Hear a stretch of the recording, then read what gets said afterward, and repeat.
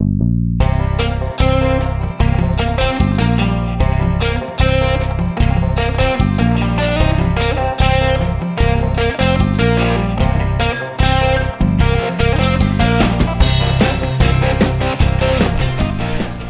Saturday afternoon and welcome to Cooking Keto Southern Style with Randy. It's raining outside, so today we're going to be in the kitchen making a request for my wife.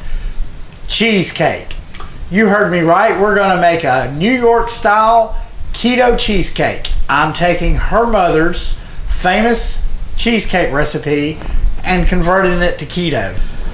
So we're going to start off by making the crust. So what you're going to need is a 1 cup of almond flour, 1.5 teaspoons of oat fiber, 3 tablespoons of melted butter, a 1/2 teaspoon of cinnamon, 2 tablespoons of fiber syrup, and a smidge, and that's right, as you can see in here, there is a smidge of a sucralose. So what we're going to do now is we're going to actually take a bowl here. I have a bowl, and we're going to dump in the almond flour. So this is, like I said, 1 cup of almond flour, and to that we're going to add the 1.5 teaspoons, or basically a 1/2 tablespoon of the oat fiber. So this is actually zero carbs whatsoever in the oat fiber, and what the oat fiber is going to do is help absorb some of the moisture from the almond flour and also give it more of the a baked good taste, you know, like what a graham cracker would be, since we're not really using a graham cracker crust for this cheesecake. So I'm going to add that in, and then my other wet ingredient, my other dry ingredient is the 1/2 teaspoon of cinnamon, and then the smidge, and I actually purchased these little tiny measuring spoons on Amazon the other day, and so you get a tad,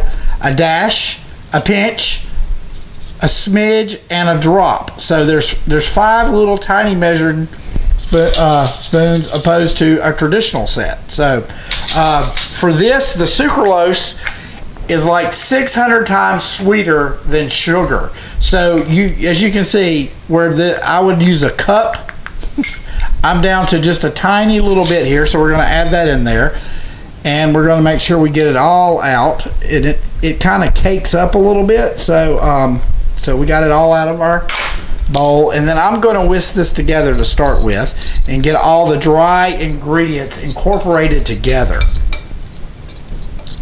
Then next, what we will do is add our butter. And so, like I said, that is 3 tablespoons of butter for this recipe.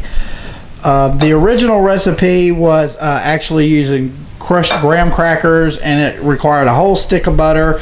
So I'd done a bunch of research on the different ways to make graham crackers, and a lot of them called for cinnamon and actual molasses. And since I knew I had the fiber syrup, I'm going to try that. So we're kind of venturing out just a little bit. Instead of using a molasses, we're going to use the fiber syrup. So I'm going to get the butter kind of incorporated. It's kind of crumbly, as you can see, and now we're going to take the fiber syrup and we're going to add that in there, and I'm hoping this is going to give it just that wonderful graham cracker flavor. A lot of people do not get excited about the crust of the cheesecake. I actually like the crust. So we're going to get this kind of mixed up together here. Just get it incorporated fairly well. It is sticking into my whisk.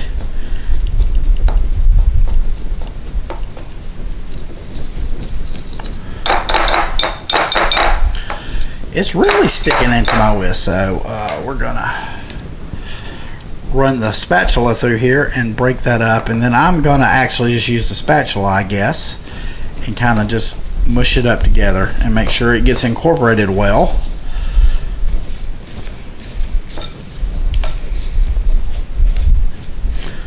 So one thing we're going to do before we finish and press it into our springform pan is just taste it and make sure it does have a little bit of sweetness to it, which it should. I'm just going to get just a tiny little bit. And surprisingly enough, that has a really close taste to what graham crackers would be. I'm really surprised. I think adding that fiber syrup gold in there probably really helps. So I'm gonna scoot that over. And then I have right here is a 10-inch springform pan, and we're gonna actually spray it with a little coconut oil just to prevent sticking later on. So I'm just liberally coating that, and then we're going to take our mixture of the graham cracker crust that we've come up with, and I'm going to put that over in there, get all of that out. Now it doesn't look like a lot, and I'm not actually going to go up the sides with this. I'm just going to actually have it on the bottom. You could probably double this if you actually wanted to get it up onto the sides. And what I'm going to do is spray my hands just a little bit with some of the oil, and we're going to start just pressing it out.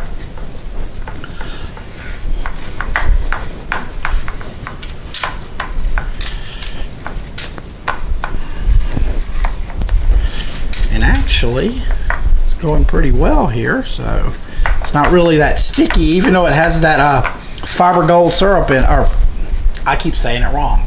Fiber syrup gold. There we go. Fiber syrup gold. And I will have a link down in the description of where to purchase it. I actually get it off Amazon. It is a little more expensive than if you just went out and bought some molasses. I will be honest with you, but it does really good. That's what I used when I made the southern pecan pie recipe. I had that in there too. And we don't make a lot of sweets, but we're now into August, and I know with the holidays approaching, we do cook more sweets during the holidays, or we have traditionally, so I imagine this year we will too. So I'm trying to do stuff that we can substitute for what we used to do. Okay, so I've about got this out, and I think I want to, there's actually a lip in here in the pan, if you can really see that. Let me get the light. There's a lip, and I'm going to actually try to press up to that. Actually, no, I'm not, because that is where the springform pan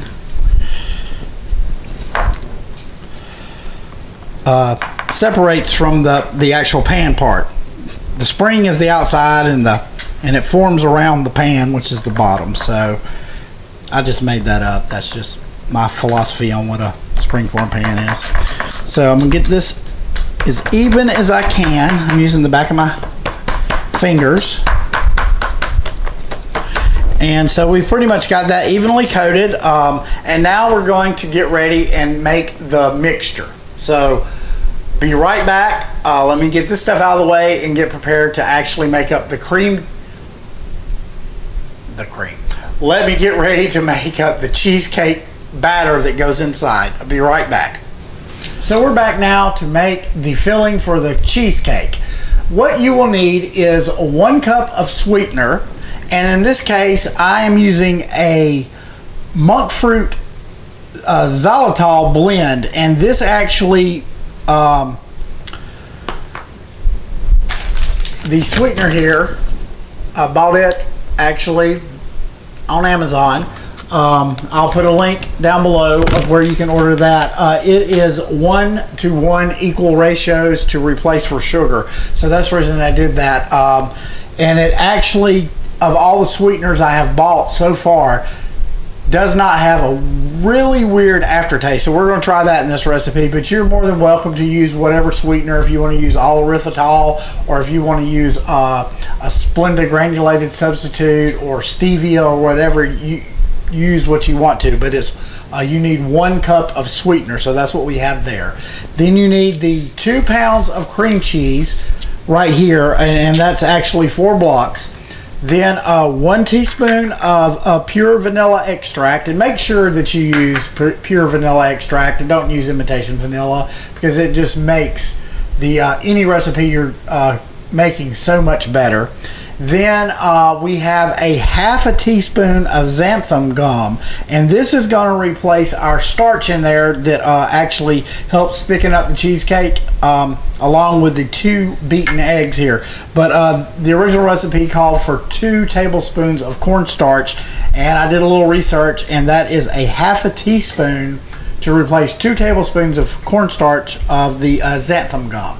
Then we're going to need 1 8-ounce container of sour cream. So I've already preheated the oven back here to 550 degrees, and how we're going to do this is we're going to mix all this into a bowl here in just a minute, and then we're going to bake it for 10 minutes, and then we're going to turn the oven off and prop the door just slightly open with a tea towel or a hot pot holder or something, just so the oven can slowly cool down along with the cheesecake itself. And that takes 3 hours from the time. And then we'll do a sampling of the cheesecake later. So right now I'm going to actually take my wet ingredients, and I'm going to slide back this, and we're going to put the 4 blocks of cream cheese, or in this case, like I said, it's 2 pounds, 4 8-ounce blocks. Let me make sure. I thought this was an 8-ounce container. It's 16 ounce. I knew that was looking really strange. So I actually have too much cream cheese, sour cream in here. So we're going to reduce that down. So I've set the cream cheese out about an hour and a half ago so it could reach room temperature.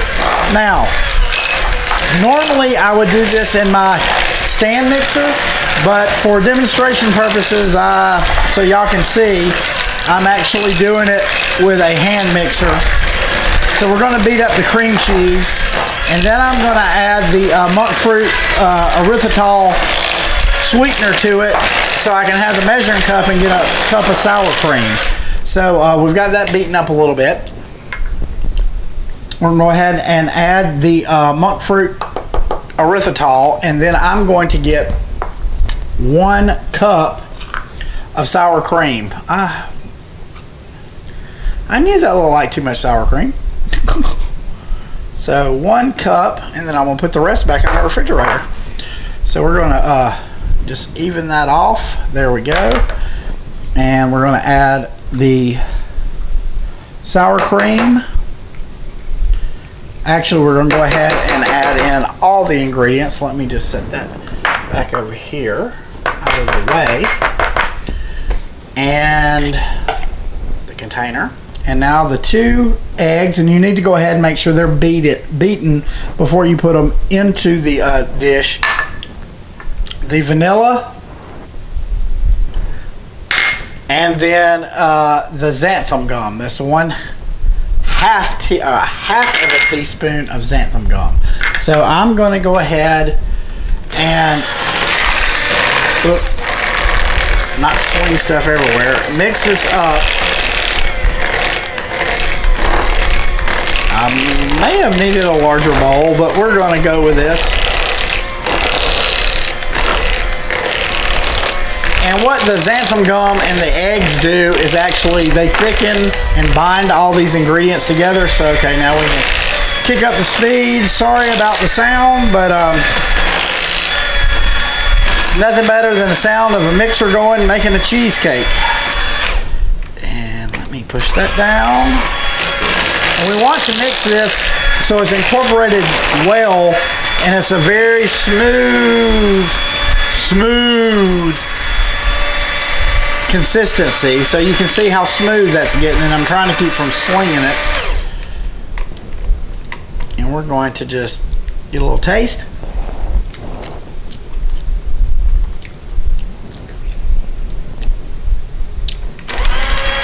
Tastes like cheesecake. So we're gonna get that off of our beaters. As you can see, the xanthan gum, just that little bit, starts Sorry about this. Really firms this up. Okay, let me put this right here. So now we're going to actually take our springform pan with the crust that we pressed, and we're going to take our filling, and I'm just going to give it just a few more turns to make sure it's really well mixed, and I think it is. And it's really stiffening up, and then by the time we bake it with that egg in there, it'll really get firm. So I'm going to add this in.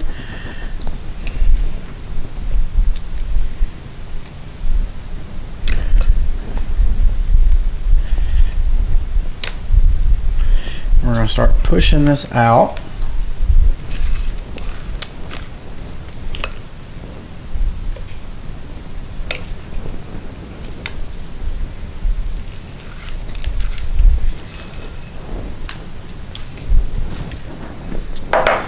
So let's, ooh, that's getting thick.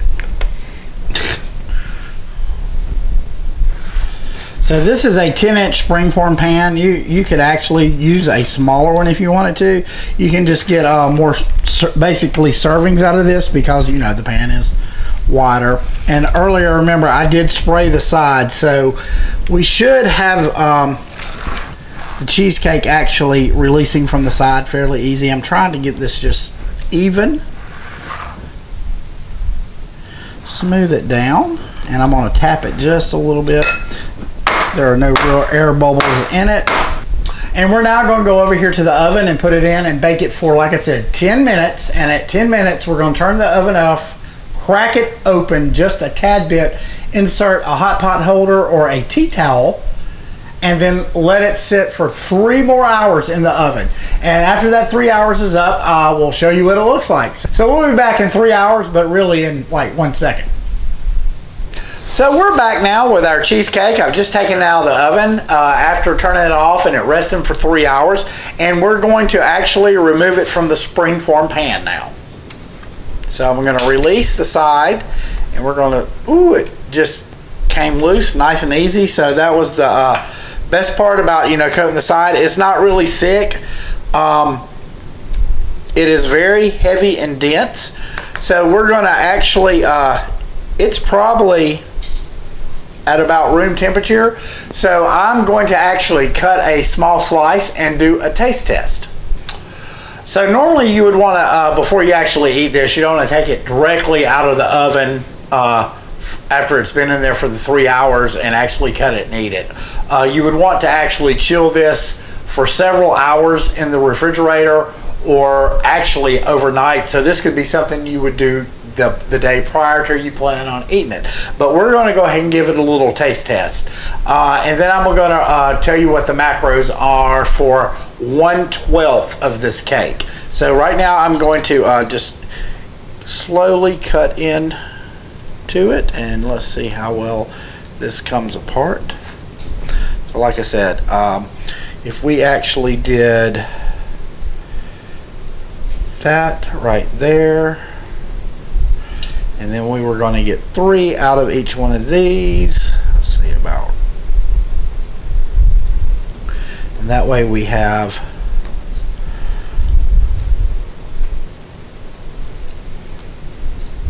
except actually right now I'm going to do 1/24 of it. Let's see how this comes up and releases.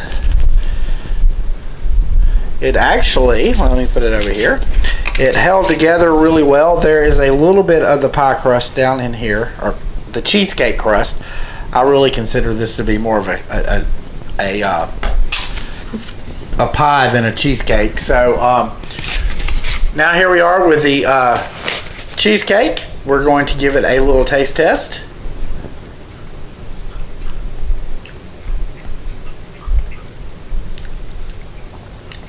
It's actually really good. The only thing that I would say you may want to reduce the xanthan gum by half, or just not even put it in there. It doesn't exactly have the same texture as the original version, and I think it's from the xanthan gum. But I'm gonna tell you, I wouldn't not reject a second piece of this. I'm going to get Sherry to come in here and give a off-camera taste test here in just a moment.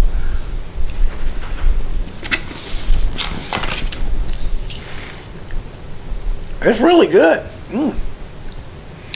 So Sherry has come in here. She's behind the camera right now. She doesn't have on her studio makeup, so we can't get her to come over here on camera. But I'm going to get her opinion. She'll speak loudly into my microphone over here and tell me what she thinks of the cheesecake, which next time I'm going to reduce the xanthan gum by about half, but just to get a little better texture.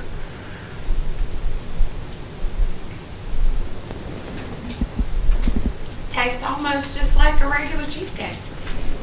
It's very good. It's just a little more fluffy. That it's not the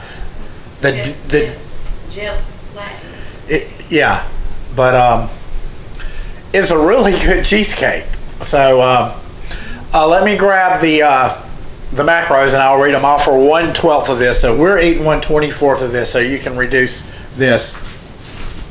You can reduce the macros in half. So for 1/12 of it is 376 calories, 36 grams of fat, which is very high in fat, 5 net carbs, and 9 grams of protein. So that right there is about 180 calories and 18 grams of fat and 2.5 net carbs. And honestly, that little piece right there was really satisfying. So I'm going to finish my piece here in just a minute after I get off the camera. If you try this recipe, please let me know what you think by giving me a thumbs up or a thumbs down right down below the video here. Don't forget to subscribe to my channel, and if you already have, hit the bell right down there so you get immediate email notification of when my new videos come out. And as always, the recipe, instructions, and macros will be down in the description below, along with the links to the products I used to make this wonderful cheesecake. And I always welcome your comments and accept any challenge of a Southern recipe. Y'all have a great day.